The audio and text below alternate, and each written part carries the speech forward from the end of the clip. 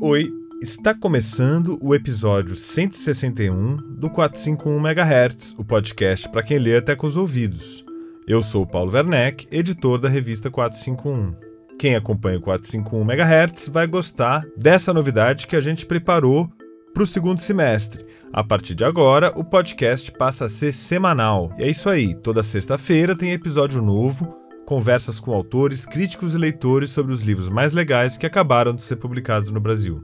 E a gente vai continuar, é claro, a publicar os episódios mensais com a nossa colunista Bruna Beber, que traz o seu repertório de leituras e os livros que chamaram a atenção dela aqui para o nosso podcast. E para quem gostou da nossa temporada especial de julho, com episódios da Feira do Livro 2025, a gente também vai continuar a trazer as grandes mesas do nosso festival literário, que acontece em junho, durante o feriadão de Corpus Christi, lá na Praça Charles Miller, no Pacaembu, realizado em parceria com a Maré Produções. O episódio de hoje é justamente uma dessas conversas que rolaram agora no junho passado, na Feira do Livro.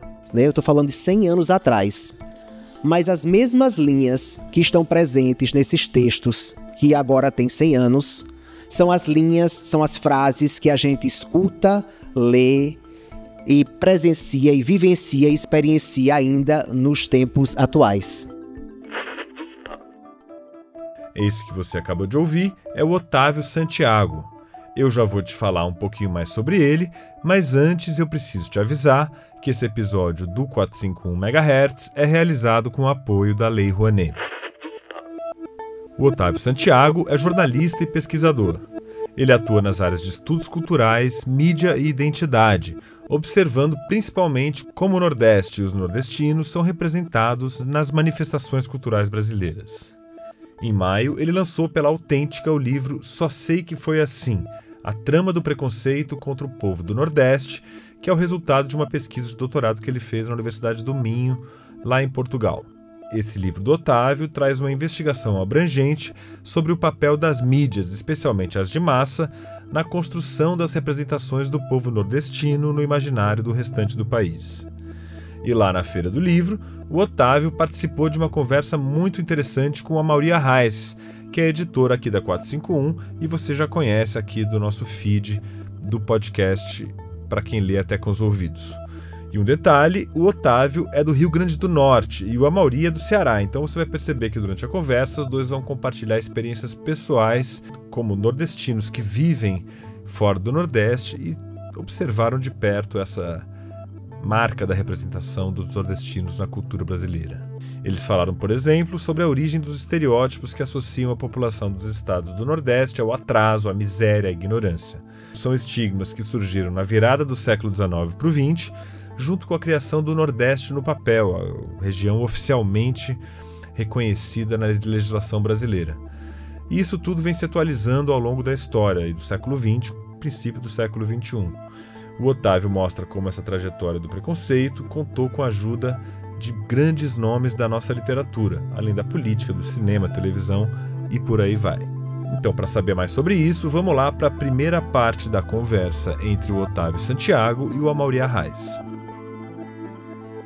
Sejam bem-vindos à Feira do Livro, mais uma vez. Então vamos lá, Otávio, eu acho que para começar a gente podia falar um pouco desse, que é uma espécie quase de mito fundador do Nordeste, né? Quando a região começou a existir no papel de fato, já estava associado muito às grandes secas, né?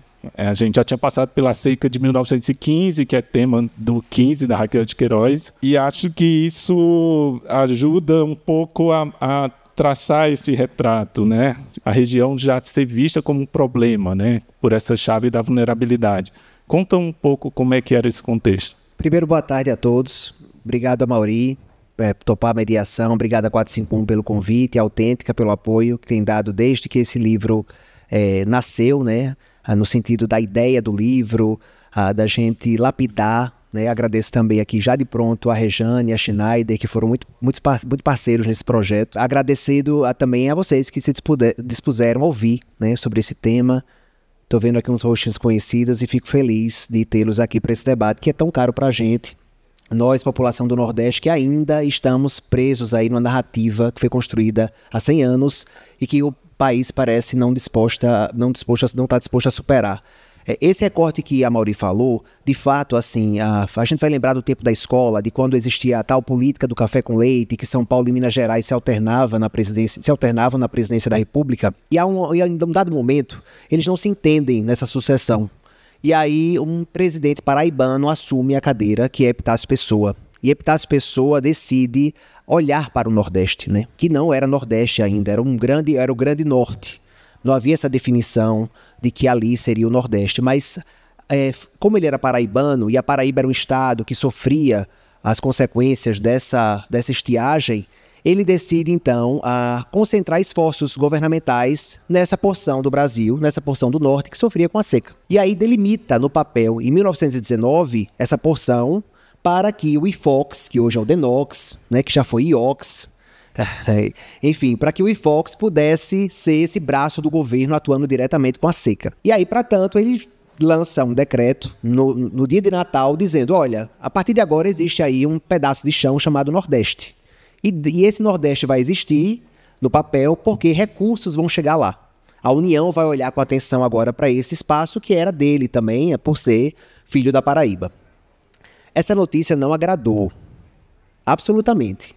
Quer dizer, você cria uma nova região, você já disse que essa região vai demandar recursos, e havia muitos estados ali com a ideia de que esses recursos pertenciam a eles, e não a esse Nordeste que estava sendo criado. E mais do que isso, esses recursos podiam garantir a redenção do Nordeste, o restabelecimento econômico da região, o restabelecimento político da região. E isso era uma questão que também não agradava, porque as elites do Sul não queriam que as elites do Nordeste voltassem ao protagonismo. O fato é que, depois dessa ação de Epitácio Pessoa, uma campanha foi costurada para que houvesse a depreciação da região e da população, a depreciação pública. E eu estou falando aqui de material jornalístico que foi difundido ao longo da década de 20 para justificar o porquê o Nordeste não poderia receber esses recursos. Para justificar que a população do Nordeste ela era indigna de receber qualquer atenção governamental, porque ela era indolente, preguiçosa, feia, desqualificada, distante do espelho, do pretenso espelho europeu, esse pretenso espelho nosso desde a colonização, que era uma população que era menor, que deveria ocupar um espaço que não esse de protagonismo, um espaço de subalternidade, e que essa campanha, além de ter essa função de tentar explicar e justificar por que o Brasil não poderia olhar para o Nordeste, cumpria também um outro papel que é muito importante. É que os primeiros migrantes nordestinos que chegaram a São Paulo na tentativa de sair do contexto de desigualdade social que era agravado pela seca, e é bom dizer que eles não fugiam da seca, era uma questão de desigualdade que era agravada por esse fenômeno climático, essa população ela era mestiça, ela era o mestiço brasileiro, já nas páginas de Euclides da Cunha, colocado como o inimigo da nação no sentido do progresso, né? Como se, por ser miscigenado demais, o povo nordestino fosse menor por isso. Então, essa campanha também cumpriu um papel que era o de garantir que os empregos que existiam ali em São Paulo, eles fossem entregues aos imigrantes europeus que chegavam ao Brasil, dentro de uma política que a gente sabe que é de branqueamento, uma política eugenista mesmo, de substituição genética. E aí a ideia era dizer assim, olha, nem é para assistir esses nordestinos lá, porque, enfim, esses recursos são nossos, e também não é para empregá-los aqui, porque esses empregos cabem aos imigrantes europeus brancos que vão garantir essa nossa substituição genética. Parece muito longe, né? Eu estou falando de 100 anos atrás. Mas as mesmas linhas que estão presentes nesses textos, que agora têm 100 anos, são as linhas, são as frases que a gente escuta, lê e presencia e vivencia e experiencia ainda nos tempos atuais. E aí, nisso me deu um conforto muito grande em fazer a investigação a partir disso, porque não há como a gente se recorrer à ideia do anacronismo, sabe? E tentar observar pela perspectiva do Brasil da época. Infelizmente, o Brasil da época ainda é o Brasil de hoje nesse quesito. A gente viu atualização em diversas pautas importantes, diversas.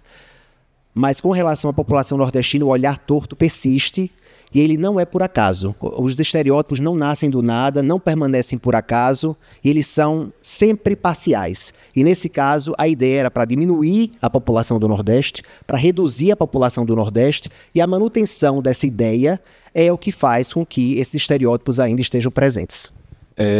E você usa uma expressão que eu gosto muito logo no início do livro, né, que é o complexo de Macabeia. Macabeia, para quem não lembra, é a personagem da Clarice, né, da Hora da Estrela, da Clarice Lispector, que viveu em Pernambuco, né, e que fez esse romance ali quando ela foi muito cobrada durante muito tempo por não escrever esse romance dito engajado, né, que se fazia, né, no romance regionalista. Esse nome regionalista, né, já diz muita coisa. Mas a geração anterior, da década de 30, né, que ajudou um pouco a traçar esse retrato do que é ser nordestino. E aí você coloca que a Clarice criou essa personagem, essa anti-heroína, que é meio quase que um espelho desses estereótipos que já se acumulavam ali, né, sobre esse ser nordestino. Queria que você explicasse um pouco, então, o que é esse complexo de Macabeia. Na verdade, assim, no livro todo, eu tentei buscar alguma referência na literatura, no audiovisual, nas artes também, assim, de modo geral, para que nos discursos políticos, para que tudo que fosse dito ali tivesse um respaldo mesmo, até visual ou sonoro, né, uma música, muitas vezes, para que a gente pudesse entender exatamente sobre o que é que está sendo falado, né? E Clarice nos empresta essa personagem que é maravilhosa, que é Macabeia, depois de uma cobrança mesmo por não ser regionalista, né, apesar de ter a sua passagem em Recife muito definidora de quem era Clarice. E aí a literatura ali da geração dela já não estava mais presa a essa ideia de que só poderia tratar o regional. E ela cria essa personagem nordestina, mas à maneira, né, clariciana. E Macabeia, ela é uma personagem que está numa posição total de subalternidade, de emudecimento, e que ela não se reconhece. Existe a cena clássica que Clarice coloca o espelho na pensão e Macabeia vai tirar a roupa e olhar o espelho e ela não sabe o que vê, né? Inclusive, por isso mesmo, o abre desse capítulo é uma frase do livro que é assim: já que sou, o jeito é ser. E por que Macabeia aparece realmente? Por que ela entra em cena?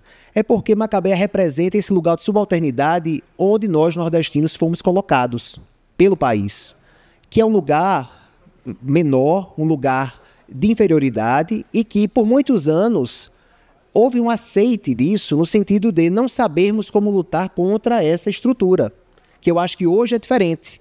E aí Macabeia, ela muda nesse processo e ela não sabia, e isso é dito por Clarice, que com certeza não fez pensando nisso, mas que empresta um personagem cuja complexidade e subjetividade vai de encontro com essa ideia de que, já que sou, o jeito é ser, já que estão dizendo que o meu lugar é esse, o jeito é ser. E ela é preterida na narrativa toda pelo Sul. A paixão dela acaba na mão do Sul, o emprego dela acaba na mão do Sul, quer dizer, ela vai sendo preterida, né, ao longo da trama. Então esse lugar de Macabeia era muito interessante para analisar esse silenciamento e esse apagamento que a população nordestina sofreu no último século. Ao ponto assim, de hoje, se eu digo que o maior instituto de neurociência do Brasil é na minha cidade natal, talvez eu choque as pessoas. Como assim conhecimento, ciência, cultura sendo construída nesse lugar que em teoria é menor, ou por pessoas que são dadas como menores, né, que enfrentam obstáculos gravíssimos no mercado de trabalho? Ou então eu mesmo já ouvi essa frase: olha, você até que é competente, viu, apesar de ser do Nordeste. Quer dizer, que provação é essa que eu tenho que me submeter para poder fazer com que as pessoas olhem e vejam que ali, de fato, há um brasileiro capaz de competir, de colaborar, de contribuir, sem esses estigmas todos que estão atrelados a essa nossa, ao fato de a gente ter nascido no Nordeste. E nisso não há nenhuma negação à região, pelo contrário, é bom que se diga, não há. Agora, o que a gente não pode é, dentro dessa ideia de nordestinidade, a gente admitir que parte disso seja o reforço de estereótipos que, na verdade, vão assentir, vão perpetuar essa falsa ideia que foi plantada e propagada pelo outro lado do país. Você já falou aí, mas eu queria voltar um pouco nesse tema da eugenia, né? Que eu acho que nem todo mundo sabe, e também foi uma surpresa para mim até ler alguns artigos, são bem chocantes, mas que eram teorias que circulavam na época, né? E que ajudam um pouco não só a moldar esse Nordeste, né, ligado a essa indolência, a essa miscigenação que geraria, né, uma degeneração de um povo, quanto para formatar também esse sul que é, em oposição, civilizado e desenvolvido, né? Quando eu fui fazer a pesquisa, eu disse, eu vou ter que ir nas entrelinhas, eu vou ter que cavar, concluir, sabe? Um trabalho assim de ilação. Vejamos. O homem isso aqui é matéria jornalística dos anos 20. O homem é geralmente, que é sempre a busca por um padrão. Sempre a busca por um padrão, assim. O próprio Euclides da Cunha e os Sertões dizia que o sertanejo é de molde único. E aí vem toda a descrição, que éramos Hércules Quasímodos, né? Fazendo alusão aí ao Quasímodo de Victor Hugo, que mais tarde a Disney transformou no Corcunda de Notre Dame. Então, assim, é sempre a busca pelo padrão único. Mas o que é que diziam os jornais dos anos 20? O homem nordestino é geralmente pequeno e descarnado, com tendência à fixação de esqueleto defeituoso, como normal, padrão, sobretudo da ossatura torácica, cervical e craniana. A mulher, raramente atraente, envelhece precocemente pela prematura concepção e excessiva prolificidade, não sendo rara a mãe de 15 filhos, e como resultado, a decrepitude aos 40 anos. Esse é um dos trechos. Não é de estranhar, pois, a consequente elevada porcentagem de doenças na região, como produto de tais fatores visíveis por toda parte. São elementos básicos da degeneração racial nordestina. 1.0. O cruzamento de indivíduos de raças extremas e a submestiçagem. 2.0. A miséria habitual agravada pelo flagelo periódico. 3.0. O clima quente sem um ambiente moderador da vegetação. E, por fim, 4.0, as moléstias endêmicas das quais resultam a anemia linfática e a multiplicação das taras mórbidas nas famílias. Isso está dito sobre os nordestinos. Esse foi o primeiro documento, são os primeiros documentos públicos que trazem e apresentam ao Brasil quem são os nordestinos e quem era o Nordeste. Por quê? Era um Brasil desintegrado, era um Brasil que vivia, isso é a herança nossa ainda colonial, das ilhas transitórias de prosperidade. Quer dizer, agora tem açúcar, dá certo, não deu certo, passa para a próxima, agora o ouro não deu certo, vamos para a próxima. E nisso a gente ficou nessa distância mesmo, sem integração. Então não havia estradas, não havia comunicação. O que era dito pela imprensa era tomado como verdade. Se hoje uma palavra dita por um jornal de grande repercussão pode macular a imagem de alguém, de uma instituição, do que for, imaginem o que dizer de séries e séries de artigos nos anos 20, né? Afirmando e reafirmando essa ideia para que isso ficasse muito bem construído na cabeça das pessoas. De fato ficou. Então essa questão da racialização, que é um dos pontos, porque eu trago dentro da estrutura do livro os 5 atos da construção social do povo do Nordeste. Quais sejam? O ponto 1, a desigualdade de mão de obra. Ponto 2, racialização. O ato 3, monotematização, né? Porque Nordeste é seca, é violência, é fanatismo. Existe uma monotematização, sobretudo nas artes. O quarto ponto, oposição e interesses. Essa questão regional de, peraí, esse recurso é meu, não é? Que até tem um fato super curioso, que posso voltar sobre isso, essa questão da oposição a interesses. E, por fim, o quinto ato, que é o ato dos estereótipos, que aí o nordestino de folhetim entra em cena com aquele sotaquezão inexistente e falacioso e com todas as alegorias que se imagina quando a televisão se propõe a retratar uma pessoa do Nordeste. Mas na racialização, os primeiros migrantes eram de fato baianos. Os primeiros migrantes nordestinos eram, em sua maioria, pessoas pretas. E aí chegavam numa São Paulo que queria ser branca, que queria ser Europa. E nisso, uma São Paulo que bancava essas políticas de introdução da mão de obra branca europeia. Quer dizer, a gente reposicionava no centro da sala o que o país tentava esconder debaixo do tapete. E isso era incômodo para danado.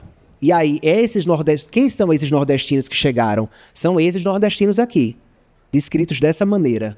De uma forma tal que, assim, quem empregaria essas pessoas? Ou quem legitimaria que o Brasil olhasse para essas pessoas? A gente vai entrar depois um pouco em cada um desses pontos, mas eu acho interessante também como você avança no tempo também e traz exemplos recentes que eu acho que ajudam a ver melhor como essa imagem foi sendo sedimentada, né, e como ela está presente até hoje. Por exemplo, na política, né? A gente, no ano passado, aqui na feira, a Adelaide Ivanova, poeta, né, recifense, esteve aqui, e ela levantou essa questão do voto do nordestino, que é sempre uma pauta, né? Na imprensa, a cada 4 anos a gente vê esse recorte na cobertura de eleições, principalmente presidenciais, que é o voto do Nordeste. A Adelaide falava, o voto foi, por um lado, xingado, né, como votos miseráveis, que independentes de Bolsa Família, e o outro lado mais progressista, não, o voto do Nordeste que vai salvar o país, ele não pode ser simplesmente um voto, né, uma decisão política, como se essas pessoas não tivessem agência daquilo que elas estão fazendo. Então, eu queria te perguntar um pouco sobre isso, como é que esse cenário todo que você acaba de traçar aqui para a gente chega nesse momento de hoje, que é o voto do nordestino, enquanto a gente não vê, por exemplo, uma pauta sobre o voto do sudestino ou do sulista.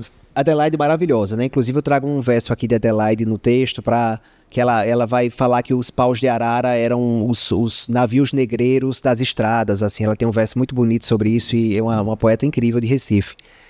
Olha, ontem mesmo a BBC acabou compartilhando nas redes uma declaração que eu dei sobre esse tema, que eu dizia assim, que o protagonismo do nordestino ele incomoda. E o protagonismo político do nordestino também incomoda. A ideia de que o futuro do país, a decisão final, ela está na mão dos nordestinos, isso é uma questão, sabe?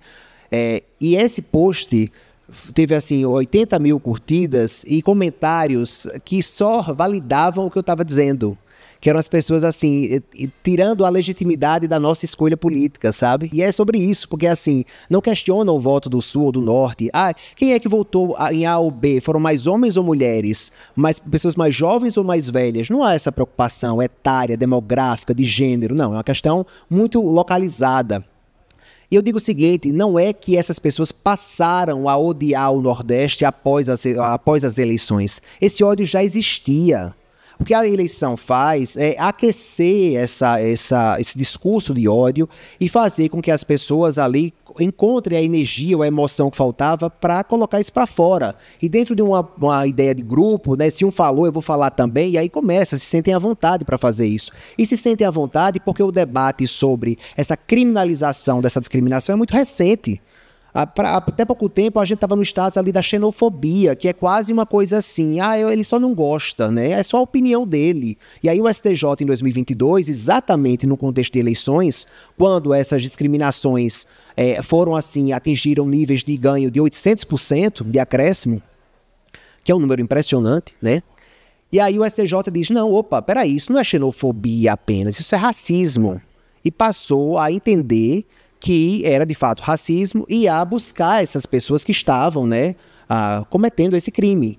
E eu acho que aí o debate entrou num campo mais sério e mais razoável, porque de fato é racismo, isso está muito bem, e não é nem um elogio a mim, essa fala, eu dizer que está bem explicado no livro, porque é como se os próprios subsídios que eu acessei me dessem assim, de forma fácil.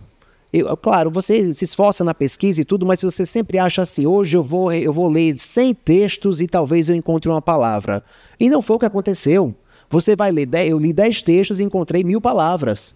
E assim, apontando exatamente nessa ideia de racialização. Quer dizer, o problema é, o Brasil, na verdade, não se acostumou com a ideia, e isso não é novidade, de que ao nordestino cabe qualquer lugar, qualquer protagonismo, qualquer espaço. Em 1988, Raquel de Queiroz, aqui mesmo nesta São Paulo, já havia escrito na imprensa uma crônica que dizia assim, a aceitação da nordestinidade é inadiável. O ano era 1988.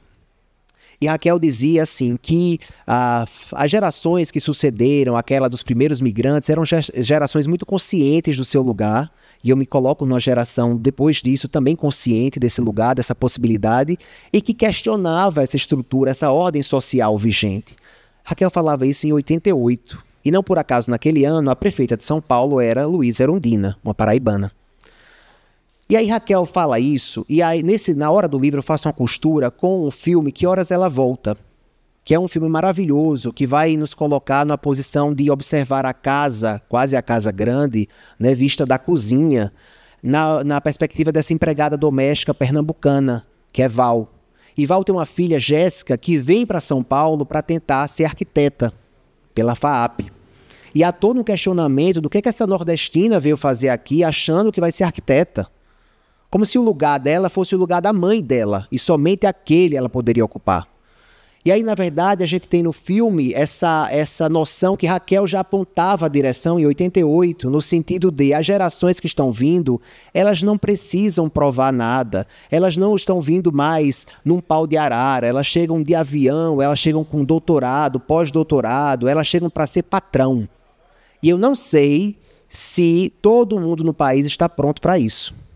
E para, de repente, aquela pessoa do Sul que cresceu ouvindo que o lugar do nordestino era menor, o que é muito conveniente para ele aceitar que agora esse nordestino pode ser o seu patrão. Eu não sei se muita gente nesse país está pronta para viver essa atualização. E agora eu queria dar um recado para você que é ouvinte aqui do 451 MHz. A gente sabe que você nos acompanha e agradece pela sua audiência.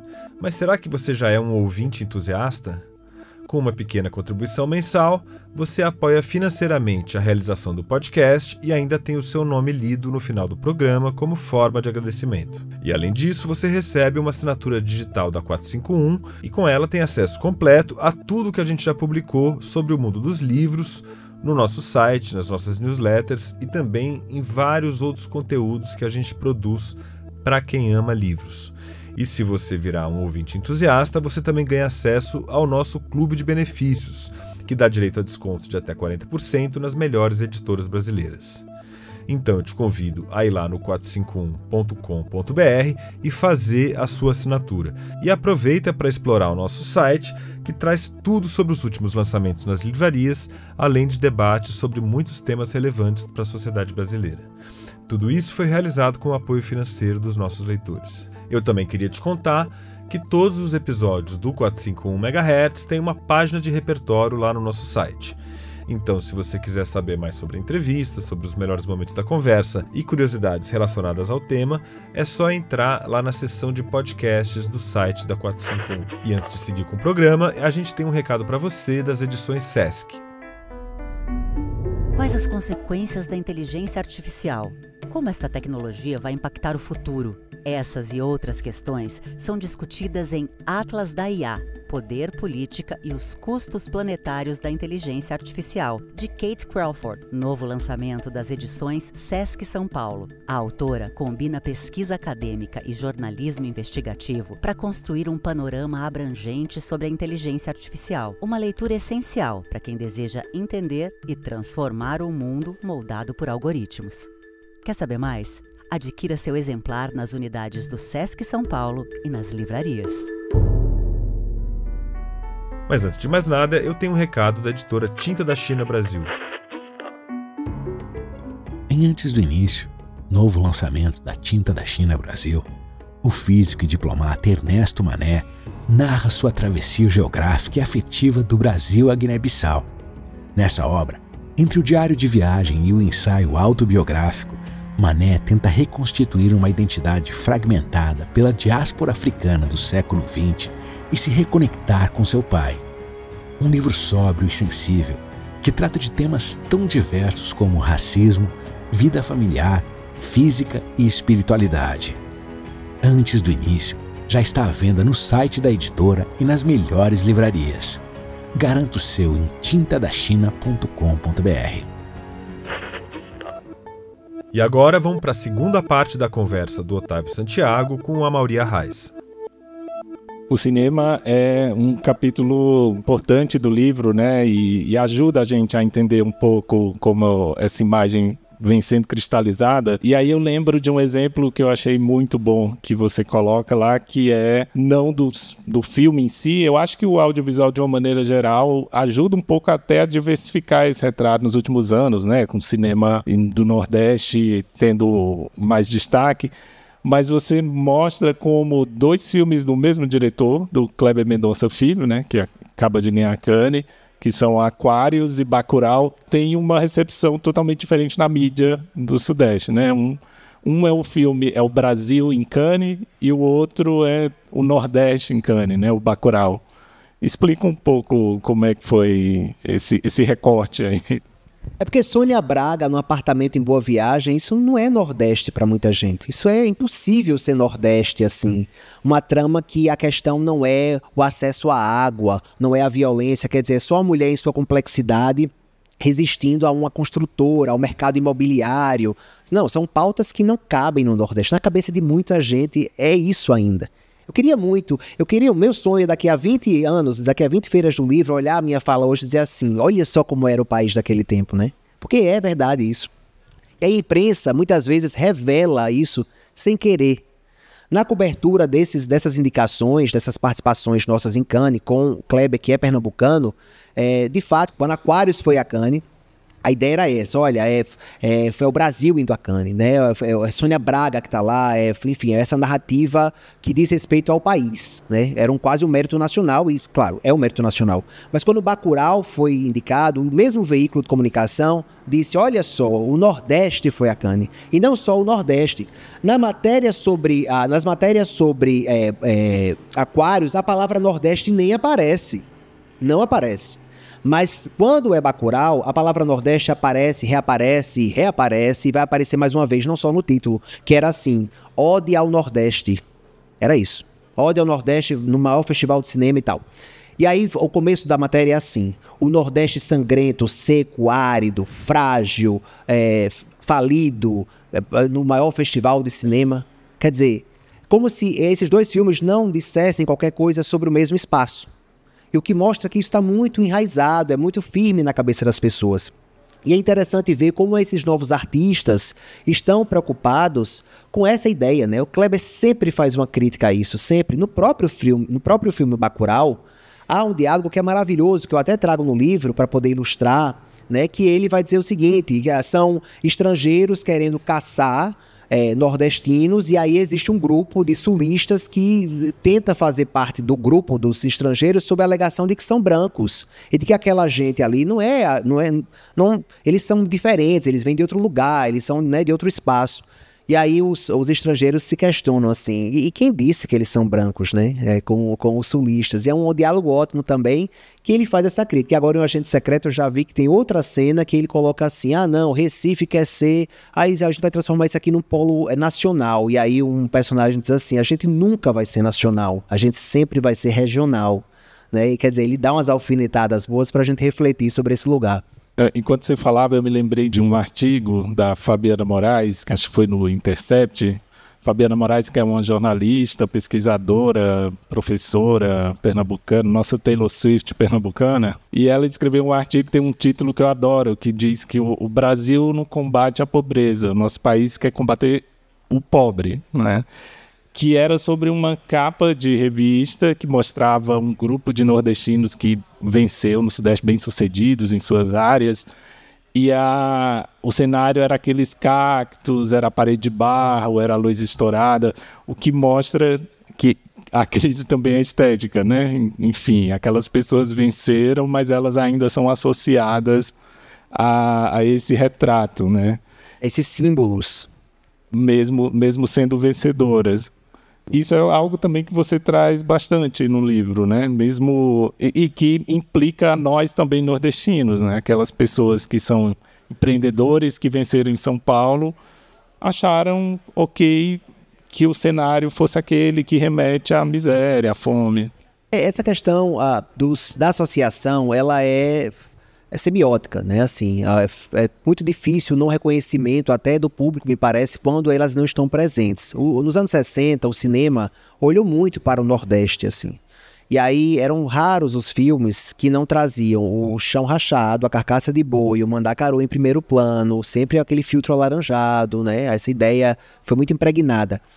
Eu acho que Euclides, em Os Sertões, ele divide assim, a terra e o homem, né? A terra, o homem e a luta. Isso mostra muito o determinismo daquele tempo mesmo, né? E aí você não sabe o que é causa e consequência. É o homem que é fragilizado demais por causa dessa terra, ou esse homem é incompetente demais e por isso que essa terra não prospera, né? Aquela coisa assim meio fatalista. Mas eu diria que, ao observar a produção cultural do século XX, o que a gente tem o cinema deu a terra e a televisão deu o homem. Como assim? Foi o cinema quem criou as primeiras imagens do que seria essa terra nordeste. enquanto paisagem, enquanto espaço físico. E aí, assim, a gente vai estar falando aí do chão rachado, da carcaça de boi, do mandacaru em primeiro plano, e muitas vezes nós mesmos do Nordeste também acabamos embarcando nessa ideia. Acabamos embarcando nisso, nessa construção, né? Promovendo, fazendo algumas coisas que dialogam com isso. E aí, mais tarde, a televisão vai dar o homem, que é o nordestino de folhetim, né? Que é aquele nordestino que tem um sotaque só, que tem trejeitos, que já chega na trama com uma narrativa que todo mundo já sabe qual é. Quer dizer, ele vem na condição de retirância, ele vem fragilizado, muitas vezes ali a possibilidade dele existir na trama é somente com a ponta cômica, para dar um certo equilíbrio à atenção dos protagonistas, dos quais ele não faz parte. E aí, ao ponto de atores do Nordeste relatarem, um conterrâneo meu, Henrique Fontes, relatar que não conseguiu papéis diversas vezes por ser nordestino de mais ou nordestino de menos. E aí diziam assim, olha, você é muito nordestino porque a gente quer um professor. E aí, assim, talvez você não convença como professor, né? E aí, outra vez, ele dizer para ele assim, olha, Henrique, a gente quer um nordestino mais caricato e você não é tão caricato assim. Olha a expectativa que se tem desse homem. Então, o cinema criou a paisagem, a ideia de paisagem, e aí as novelas deram esse homem, ao ponto de um homem que virou suco, o próprio cinema criticar a televisão. E aí, Deraldo Severino, eu já não sei quem foi que matou o patrão, porque para mim todo nordestino tem a mesma cara. E aí, muitas vezes nós somos notificados de, você não tem cara de nordestino, como eu mesmo já recebi essa frase algumas vezes. Amaury, você não tem cara de nordestino. E aparentemente nem o nordestino tem essa cara que está tão assim assentada na cabeça das pessoas. Eu acho que a gente está hoje numa busca por entender esse processo, sabe? E o livro se apresenta nesse sentido, de ser uma forma da gente entender que isso não foi por acaso, que isso é uma construção, que o cacto presente em cena não está ali simplesmente porque acharam que um tom verde era bacana.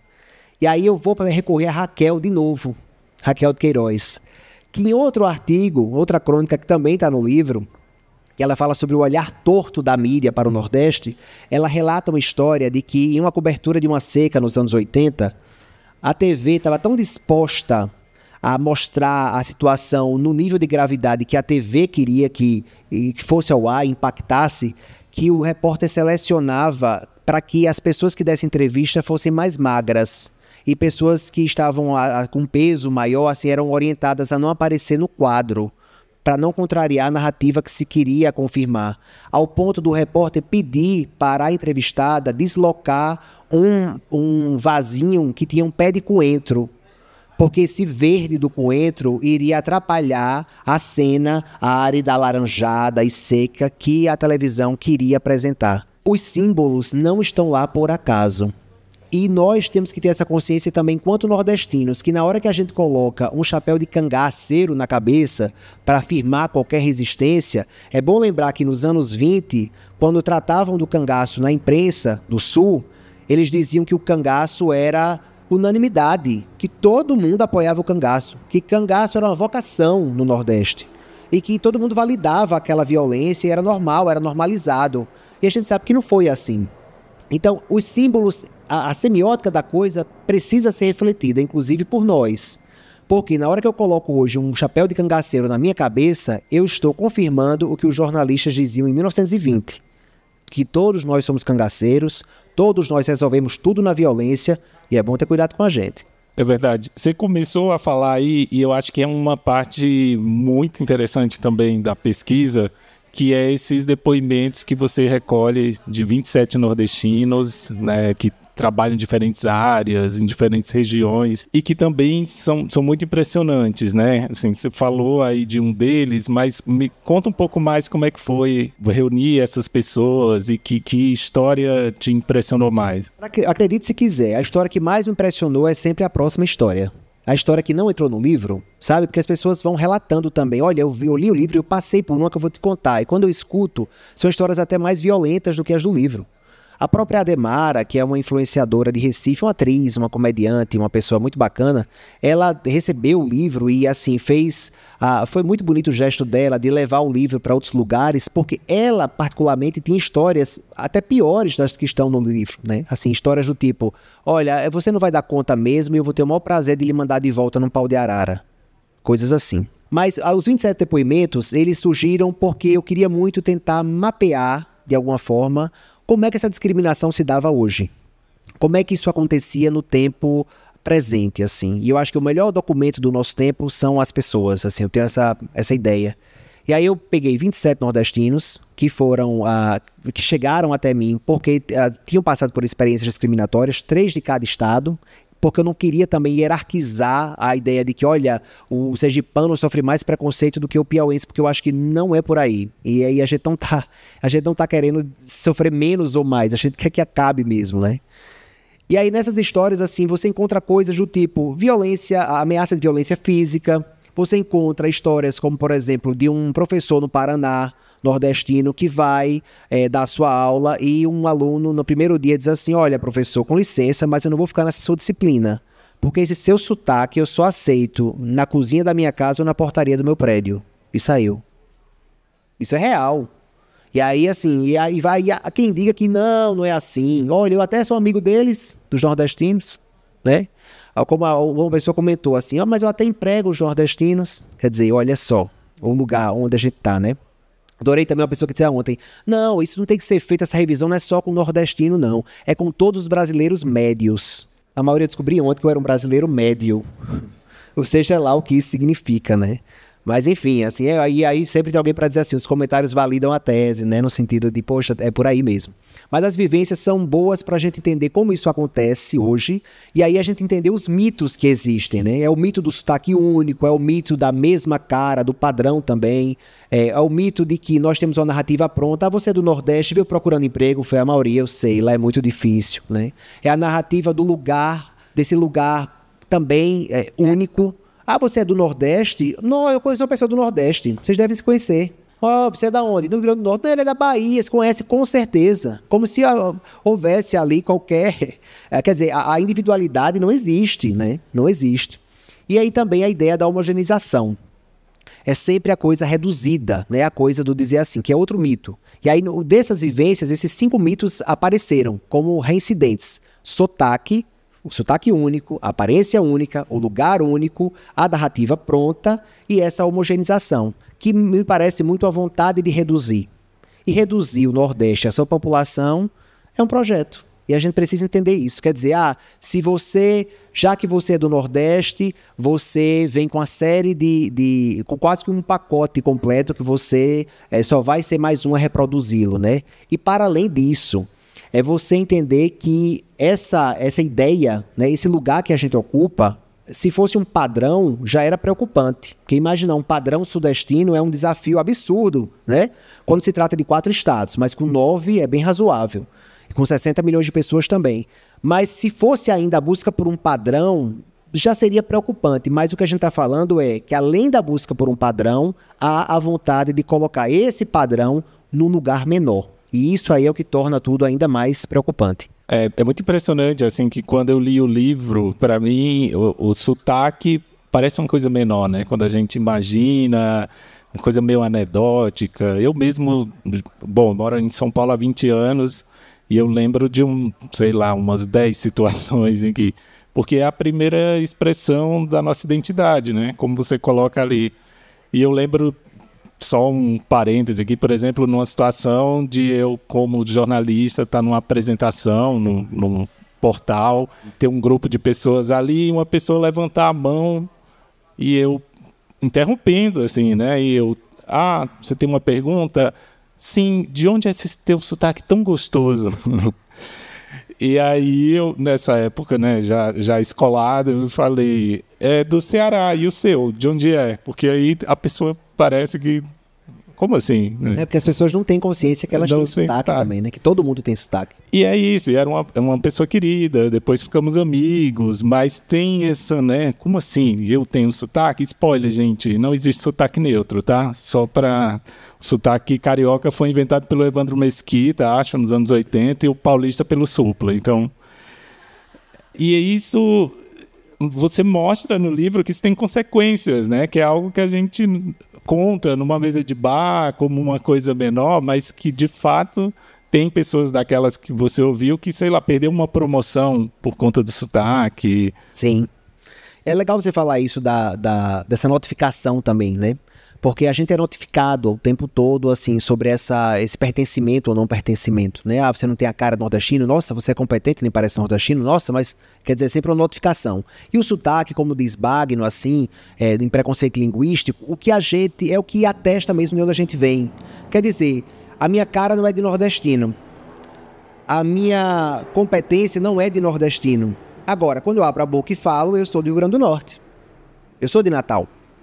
E isso tá claro, porque é a maneira que eu falo. E aí todo mundo fala com algum sotaque, até digo isso no livro, todo mundo fala com algum sotaque, até você que está lendo esse livro em silêncio. Na sua cabeça você está falando, lendo com um sotaque. E é difícil as pessoas entenderem isso, né? Mas aí, então, o sotaque vai revelar de onde você é. E aí o sotaque, muitas vezes, é a porta de entrada para você acessar toda essa bagagem que a gente está discutindo aqui, toda essa redução. Se você está notificado ali que você é de Natal, de Fortaleza ou de Recife, logo vou acessar a pasta Nordeste que habita no meu cérebro e vamos discutir aqui uma série de coisas, de reduções e homogeneidades e enfim, todo tipo de generalização. E aí, de fato, uma das pessoas com quem eu conversei, ela trabalhava numa concessionária aqui em São Paulo. E nessa concessionária, ela não era promovida. Todo mundo era promovido, chegava e era promovido, e ela não. E ela foi questionar o porquê. E aí o chefe, assim, muito à vontade, sem nem... muito subterfúgio, disse, olha, é porque é muito difícil você ficar no setor de vendas, assim, porque o nosso carro aqui é muito caro, é um carro de luxo. E aí você vem com esse seu sotaque e ele não agrega sofisticação, assim. Você não vai convencer o nosso cliente de que o carro é sofisticado com esse seu sotaque. Quer dizer, ela perdeu uma oportunidade de trabalho, outras pessoas passaram na frente dela porque ela não falava dia e tia e teatro, né? Ela falava teatro e dia e tia. E isso fazia dela menor, né? Uma pessoa menor, uma trabalhadora menor. Então isso é grave mesmo. E aí o sotaque, assim, essa ideia nossa, que você falar do gostoso, e o gostoso talvez seja um dos mais, apesar de flertar com essa coisa até algumas vezes, né, do erótico, digamos, mas ela tem uma coisa muito mais da exotização, né?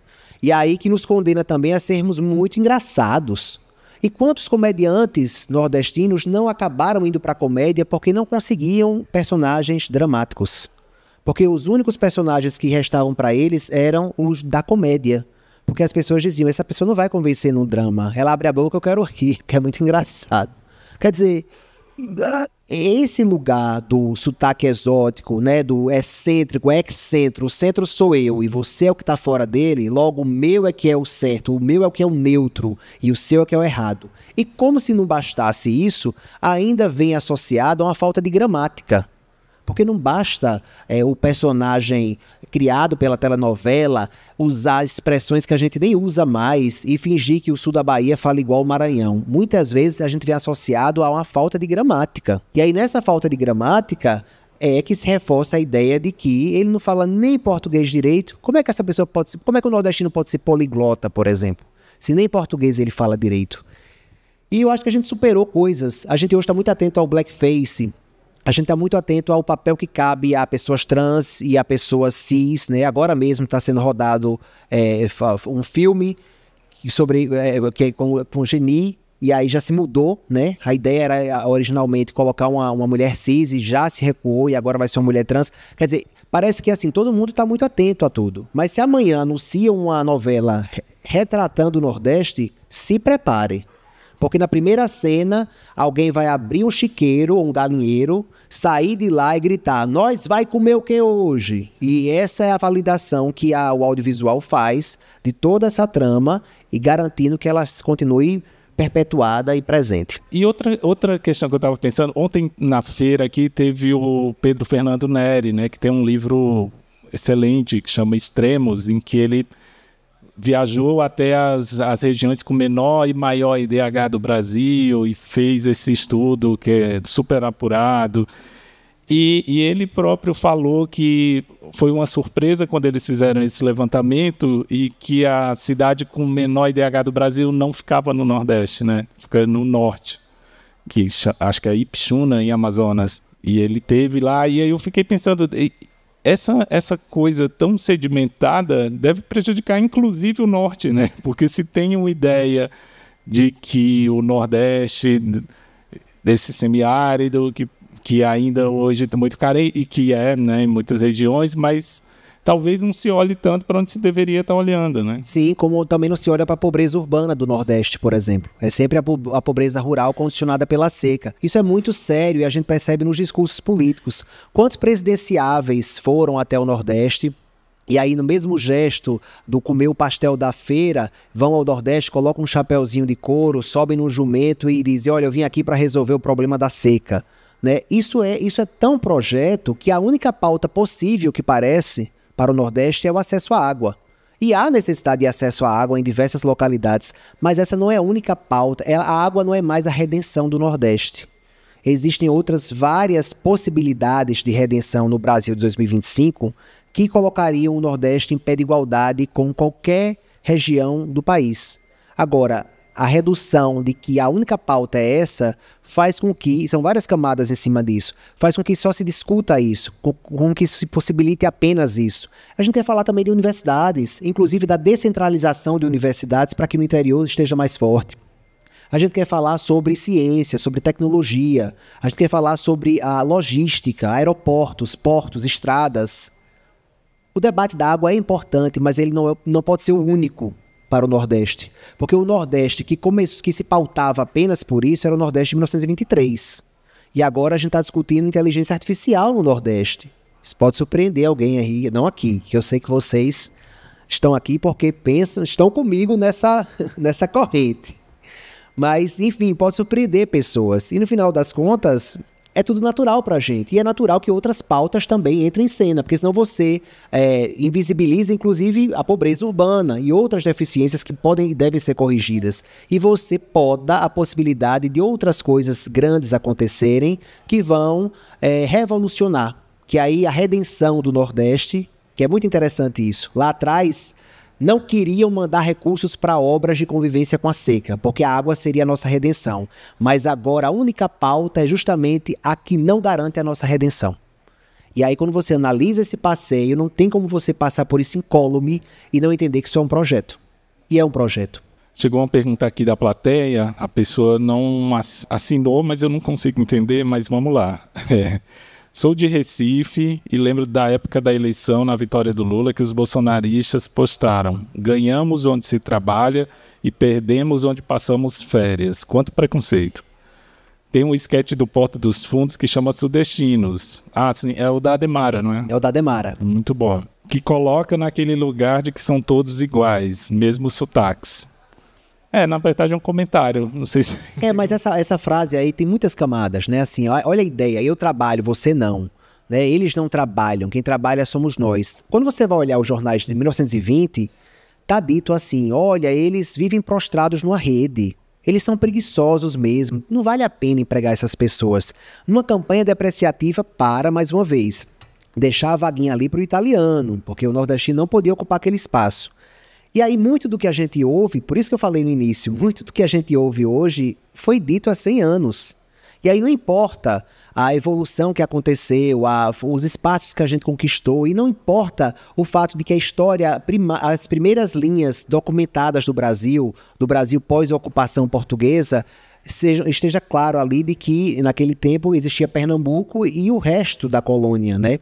Quer dizer, a gente vem com uma história longa de trabalho, a gente vem com a história de pessoas que se destacaram em diversas frentes, na cultura, na ciência, na economia, na política, enfim. O que vale ainda é aquela narrativa, aquela linha muito boa. É aquela linha de 1923 que me interessa dizer hoje, porque é essa linha que garante essa narrativa de que eu trabalho e você não. E a ideia do passar as férias no Nordeste me irrita muito, passar num shopping. Eu também. E aí tá assim, qualquer agência, assim, São Paulo, Rio, gosta de recorrer a isso. As férias no Nordeste, olha só, uma praia do Nordeste, quer dizer... É como se você... E é que legal que você vai fazer uma expedição de 90 dias, né, nas férias. Que privilégio, porque você vai começar no sul da Bahia e terminar no oeste do Maranhão. Então, são férias realmente, assim, substanciais, né, uma imersão.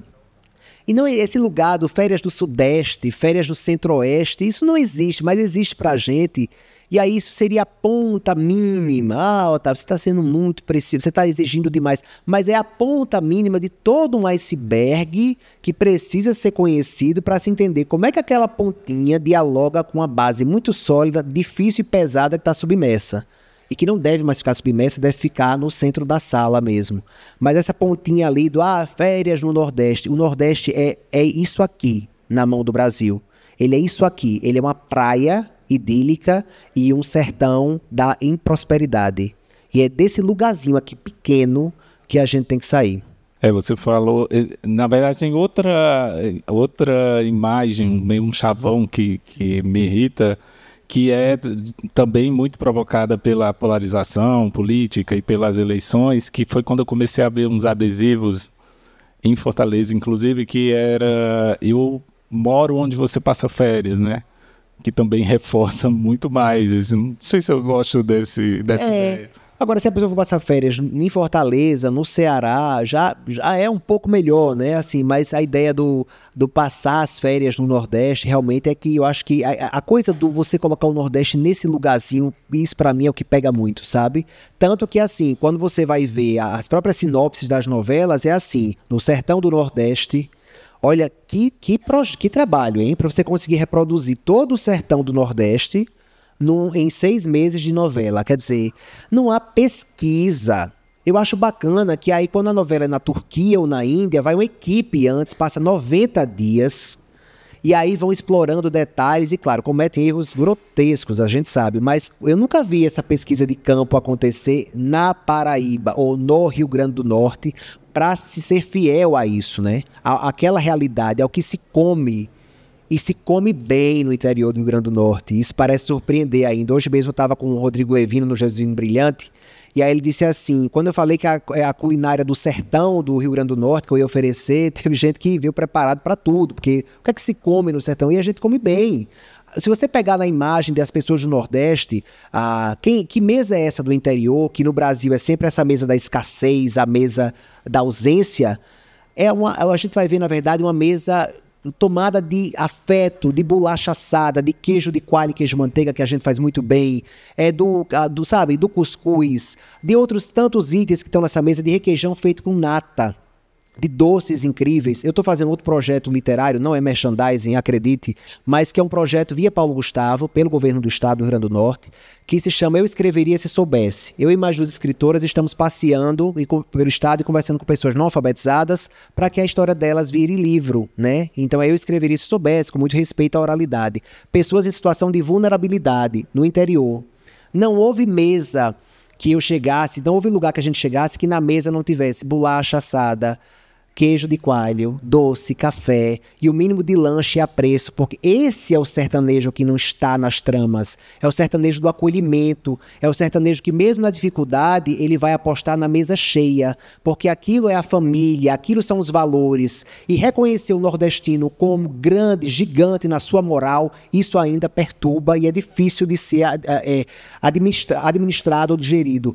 O nordestino lá do interior, ele está muito preocupado em garantir que essa mesa fique posta e que a família fique reunida, e nisso há um valor gigante, que torna ele muito maior do que o sertanejo não sabido que muitas vezes aparece na televisão. A sabedoria dele está em ter a certeza de que o que importa mesmo é o que está ali na casa dele.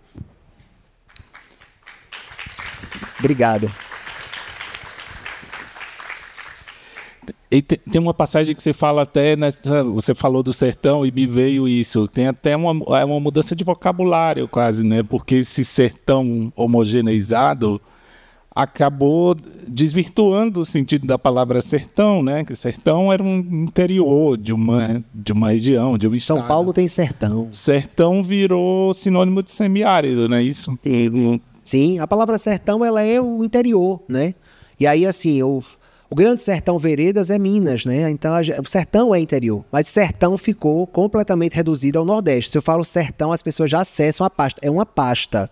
Ao ponto assim, uma jornalista perguntou assim, mas então a ideia é cancelar os sertões de Euclides? Eu disse, não, Não, absolutamente. Até porque esteticamente não há o que discutir. É uma obra nossa e assim, feito com muita capacidade intelectual, literária, que isso não vai ser discutido, muito menos por mim. Não vai, não é sobre isso. Agora, entender o que Euclides dizia ali, como aquilo dialogava com o Brasil daquele tempo e como aquilo foi determinante. Porque quando você pega os jornais de 1920, há momentos em que eles dizem assim, olha, eu vou dizer como é a cena, mas eu não estava lá não, mas eu vou dizer. Eles até admitem que não estavam lá, que não viveram, mas eles vão dizer para o Brasil de 1920 o que era o Nordeste. E quando você vai ver, são linhas que são, na verdade, reproduções de Os Sertões. Como se eles tivessem pincelado ali um parágrafo de Euclides e jogado na matéria de 1920, 30 anos depois. Olha o efeito disso.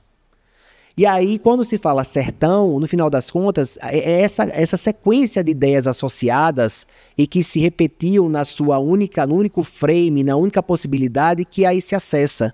É por isso que quando anuncia uma novela nova que se passa no sertão nordestino, e aí vem sempre aquele filtro do atraso, tem assim, na sinopse, para complementar, criado entre as galinhas, os sertanejos, e aí eu vou custando para ler e entender que o ano é 2024 e a gente ainda está nessa página, sabe? E uma discussão que é interessante também, nesse momento de São João, e é muito legal o livro ter chegado ao mundo justamente nesse período, e Nelly, que está aqui também com a gente, que é uma pessoa que tem um olhar muito respeitoso para o Brasil, me fez a provocação e a gente até produziu um conteúdo sobre isso, assim, como o Brasil gosta dos símbolos e enaltece esses símbolos do Nordeste, mas ao mesmo tempo rejeita o sujeito, rejeita o nordestino. Então, quer dizer, o forró é legal, mas a trabalhadora falando com sotaque, aqui não, na minha empresa não. A comida de milho, bacana demais, mas de repente, para desqualificar um concorrente pela vaga, eu vou dizer que aquele comedor de cuscuz não é para estar ali.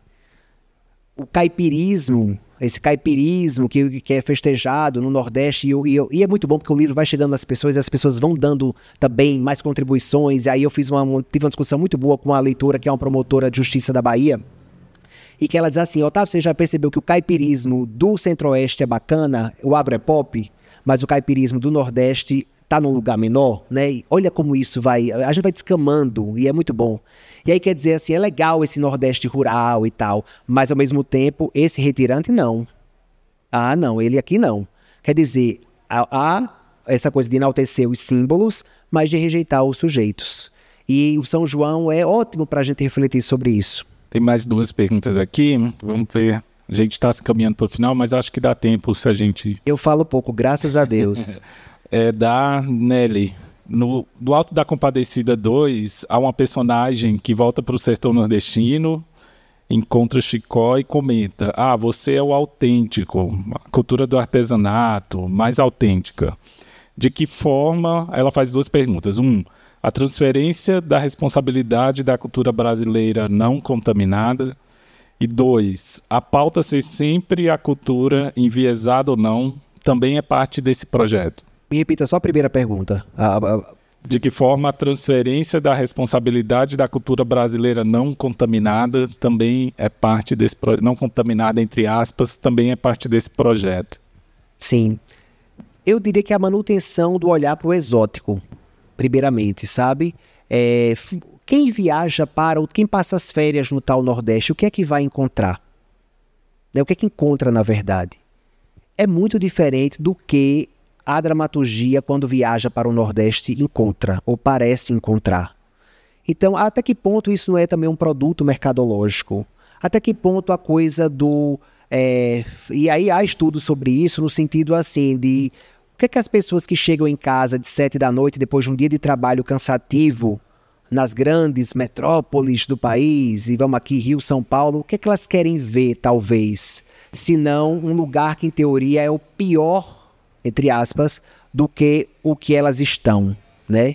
Quer dizer, com menos condições, com menos possibilidades, que de alguma forma diz assim, seu dia foi ruim, mas tem gente que está numa situação bem pior, viu?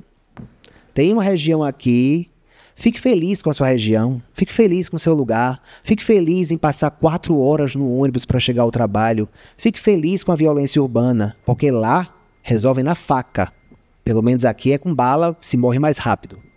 Quer dizer, até que ponto essa ideia de trazer sempre esse recorte não é, de fato, parte de um produto, né? Ou mais um produto nessa série. E aí, assim, a coisa do ser autêntico, a gente tem que lembrar que essa autenticidade, a suposta identidade, tudo isso é um projeto construído. E a gente também viveu isso no Nordeste. Porque na hora que houve esse ataque, essa campanha de ataque contra nós na década de 20, houve uma reação. E aí a elite intelectual do Nordeste, sobretudo Gilberto Freire, uniu os intelectuais para dizer assim, a gente precisa se defender. E aí eles vão criar em 1925 o Livro do Nordeste, que é quase uma certidão de nascimento da região. E aí quando você cria essa certidão de nascimento, você também se assume Nordeste, você se assume alguma coisa para dar identidade, para dar liga naquilo. Olha, já que somos isso, Macabeia, já que sou, o jeito é ser. E aí, vamos lá, reunir e discursivamente criar essa região, né? Então, muito dessa autenticidade, ela é criada. Ela também parte de uma ideia de definir quem a gente é. E aí, assim, o autêntico nem sempre é autêntico. A única autêntica que eu sei que é autêntica é a minha editora. Mas eu acho que o autêntico, assim, a gente sempre vai ter que questionar. O Alexa querendo participar aqui da conversa. Mas cabe um questionamento sobre isso. Porque muitas vezes o autêntico, ele é uma estratégia. Luiz Gonzaga fez uma estratégia mercadológica muito bacana. Ele uniu o vaqueiro com o cangaço e criou o Rei do Baião. É uma estratégia. Não significa que todos nós andamos na rua como Luiz Gonzaga, né? Juliette adotou os cactos como estratégia. É uma estratégia. Mas Juliette talvez não tenha cacto na casa dela e ela sabe disso. Eu acho que é importante a gente saber disso. Ou João Gomes, que anda com chapéu de couro para marcar que ele tem ali uma raiz do interior do Nordeste, também é uma estratégia. E está tudo bem enquanto estratégia. O que não pode é a gente entender aquilo como absoluto. Se fosse isso absoluto, todos nós aqui estaríamos com frutas na cabeça, tal qual Carmen Miranda, que seria a nossa brasilidade. Não vi ninguém aqui com fruta na cabeça, até agora. Tem uma última pergunta, e é da Ingrid Grazielli. Sou PhD em engenharia e vim para São Paulo assumir um cargo de diretora. Perguntaram ao presidente por que trazer uma nordestina. E uma assessora questionou. Aprendemos que vocês, nordestinos, só vêm para cá ser pedreiro ou empregada. Pergunto na prática, como mudar essa situação? Essa eu quero ver. A gente tem que terminar numa nota positiva. Sim. Positiva. Eu tenho 1 minuto e 30. O Se Vira no 1 minuto e 30, o novo quadro aqui da feira. Eu acho que é informação, é conhecimento. Não tem como enfrentar isso sem saber que foi assim, né? Agora sabemos que foi assim, mas não precisa continuar sendo. A resposta da PhD, que vem para ocupar esse lugar, é porque, desculpa a palavra, não sei se eu vou ser censurado aqui, mas porque ela é foda. E vai ocupar o espaço que deve ocupar mesmo. E quem se impressiona com isso tem que ler o livro, tem que saber do livro, a gente tem que pregar a palavra para entender o que é que ela está acessando com essa ideia tão assentada na cabeça. Eu estou achando ótimo que na Amazon tem assim, é o livro mais presenteado e tal, e eu estou entendendo como um presente indireta. Eu acho que é um presente indireta, sabe? Tipo, vou mandar para fulano, porque aí de repente ele, opa, acordei aqui, entendi que aquilo que eu falo sempre, na verdade, está dentro de um grande projeto. Então, eu acho que informação não há como. A motivação dessa tese foi essa, que aí depois foi transformada nessa linguagem mais gostosa de poder ler. E eu não me cansei, não houve cansaço. Eu olhava para os meus professores que diziam assim, eu há 23 anos estudo um tema e pensava, por que essa pessoa está 23 anos estudando o tema? E esse é um tema que eu pretendo estudar, se tudo der certo, assim, por 23, 25, 30, porque é a nossa história. E não há como a gente pensar em virar a página sem conhecê-la. Então é difundir essa ideia, é fazer com que esse livro chegue às pessoas. E eu acho que com isso, armados, não com peixeira, mas com informação, a gente vai conseguir reocupar, né, ressignificar esse nosso espaço. E por que não? A Autêntica disse isso numa postagem no Instagram, eu achei ousado, mas bom, foi a Autêntica que disse. Por que não reenquadrar um país?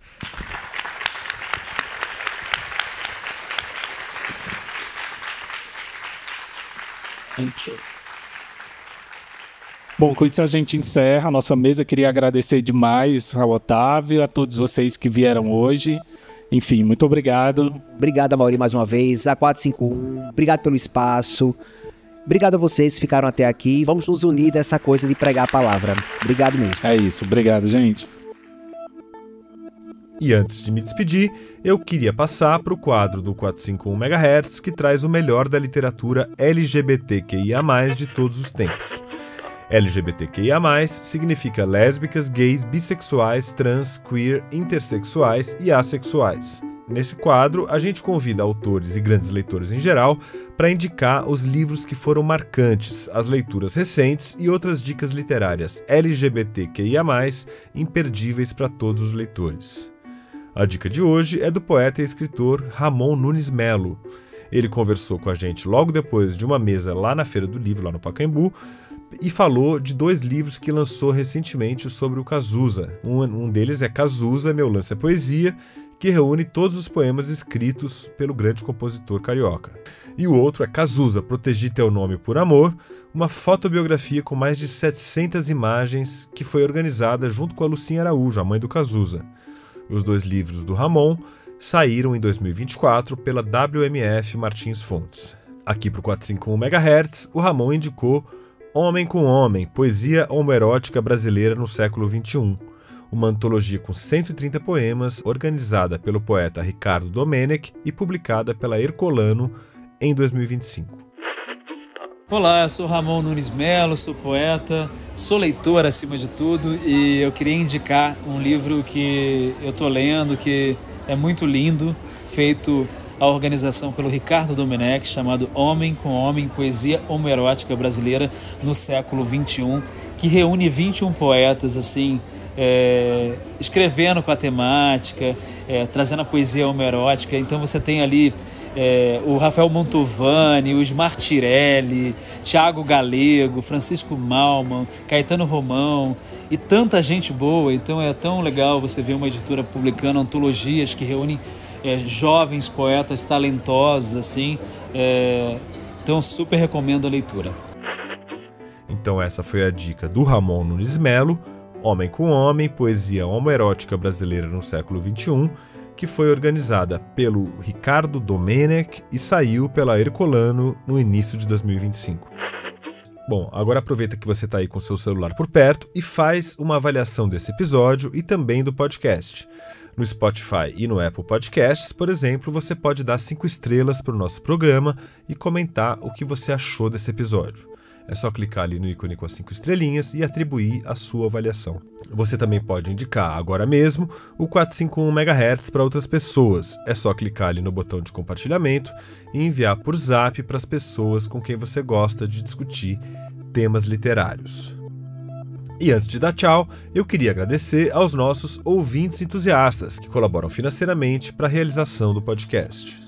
Então, muito obrigado a Alexandre Vidal Porto, Ana Carlas Dias Braga, Ana Maria Pedrosa Sá Freire de Souza, Arthur Petrola, Bruno Felipe Simões Costa, Bruno Schultz, Cristiane Gonçalves dos Reis, Daniela Falcone, Eliane Marta Teixeira Lopes, Elisa Von Handel, Fábio Calvan, Flávio Francisco de Moraes, Getsemane Silva, Gustavo Senechal, Irene de Almeida Biasoli, Jaime Mendes, Lorena Grise, Lucimara Carvalho, Luísa Franco, Marcos Apóstolo, Maria de Lourdes Maciel Silva Silva, Matheus Cacique Moraes, Murilo Carvalho, Patrícia Rodrigues Sanches, Paula Fontana Fonseca, Priscila Valverde de Oliveira Vitorino, Ramon Limeira Cavalcante de Arruda, Richardson Thomas Silva Moraes, Rodrigo Bitar, Thiago Barreto, Valéria Medena e Valessa Lopes Baldin. Muito obrigado a todos os nossos ouvintes entusiastas. É isso aí, chegamos ao final do episódio 161 do 451 MHz. O nosso próximo programa vai ao ar no dia 5 de setembro. O 451 MHz é uma produção da Associação 451 e eu sou o Paulo Werneck.